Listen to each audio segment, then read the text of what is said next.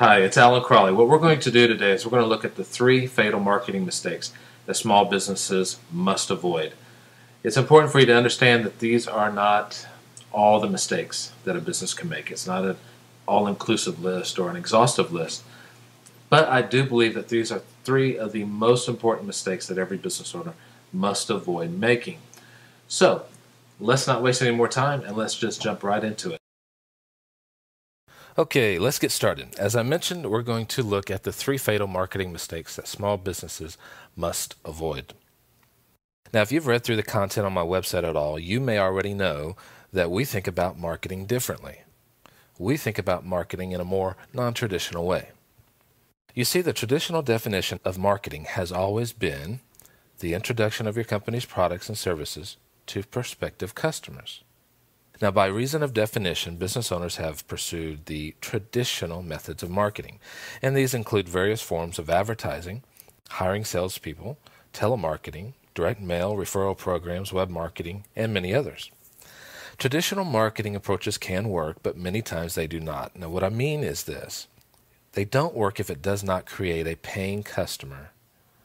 And you know what? When that happens, it leaves the business owner very frustrated. What usually happens is the business owner goes back to the providers of these traditional marketing methods and then asks for accountability. Their reply may go something like this. Did the marketing method bring in more prospects? And the business owner might reply, well, yeah, but they didn't buy anything. And then the marketing provider may say, well, if they don't become paying customers, we can't control that. That is obviously your responsibility. So in other words, the traditional marketing method providers are not paid for what happens after a prospect is generated. There may be plenty of prospects generated, but if they don't become paying customers, it really hasn't helped the business at all, has it? So the frustration grows. So let's go ahead and take a look at marketing mistake number one, which is not defining marketing correctly and not identifying marketing assets that are already in the business. The business owner's frustration grows partly because the definition of marketing is short-sighted and inept. It's time for a new definition. So, here is our new definition of marketing. It is the introduction and selling of your company's products and services to past, present, and prospective customers by first optimizing and leveraging all of your company's marketing assets. Read that again, seriously. Allow it to sink in. The new definition of marketing is this. It's the introduction and selling of your company's products and services to past, present, and prospective customers by first optimizing and leveraging all of your company's marketing assets. Write that down. With this new definition, marketing becomes concerned with what happens after a new prospect is contacted or inquires about your business.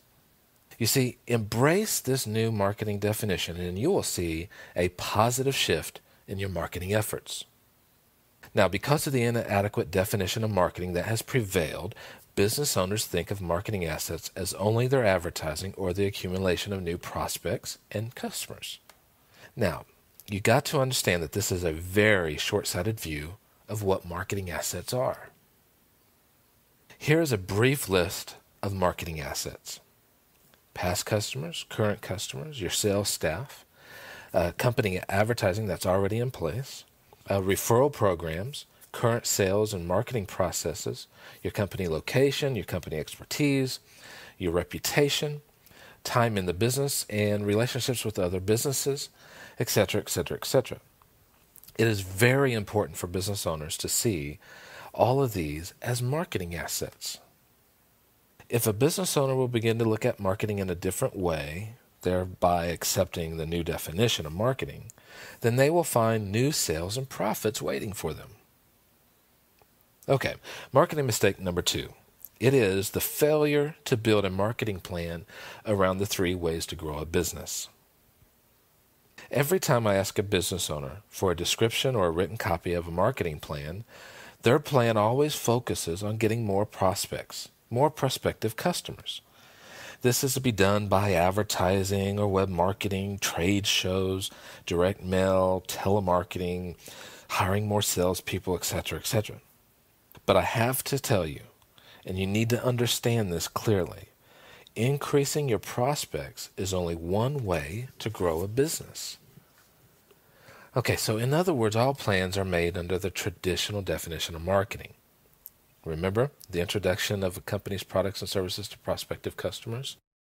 As indicated already, this definition is very limited and incorrect. So, as I mentioned, there are 3 ways to grow sales and profits for any company, and here they are. Number 1, you can increase the number of prospects or prospective customers contacted your business or inquiring. Number 2, increase the conversion rate of prospective customers into buying customers. Number 3, increase the value or worth of each of your customers. Now, the marketing plans that I found most companies have deal only with number 1, acquiring more prospects. But please understand this, all marketing plans should revolve around all 3 of these ways to grow a company. Okay, all business owners should hold their marketing departments and vice president to the metrics or measuring of all 3 of these ways to grow. This way, your assets will become optimized. Business owners should receive a weekly report from the marketing department that gives an accounting of marketing's performance in all 3 of these areas.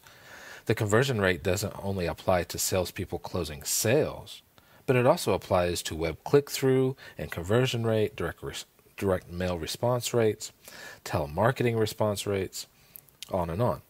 So in other words, there might be several conversion rates in a company's marketing process, and you'll need to look at all of those.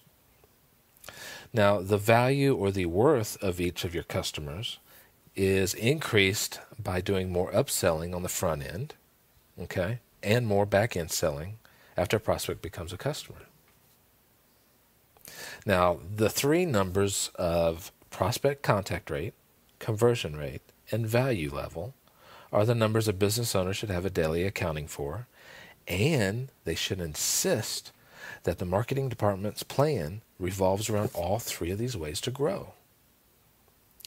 So let's look at marketing mistake number 3, not having a compelling USP. That is a unique selling proposition. Okay, here's what I tell people. You must be able to communicate with your prospect in 90 words or less why they should do business with you and not any of your competitors. You see, the USP is a selling proposition, not a mission statement.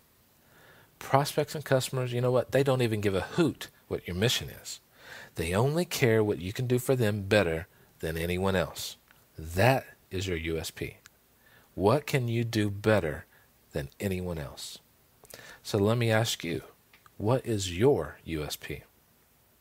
The USP is not good quality or good service. Please understand that. I have consulted with many business owners, and more times than not, they tell me when I'm starting to ask them about what makes them unique, a lot of them want to talk about they have good quality, they have great service.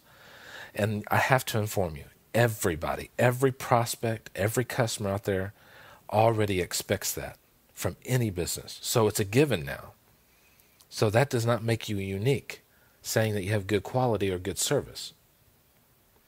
Your USP must be more specific and, if possible, quantitative. It should be as overt and significant as possible, not found in the fine print of your warranty statement. Yes, I've seen that before. I've seen a high-quality USP hidden in the fine print of warranty statements. Most companies think that branding is all they need to do. And let me say this again, branding is not a USP.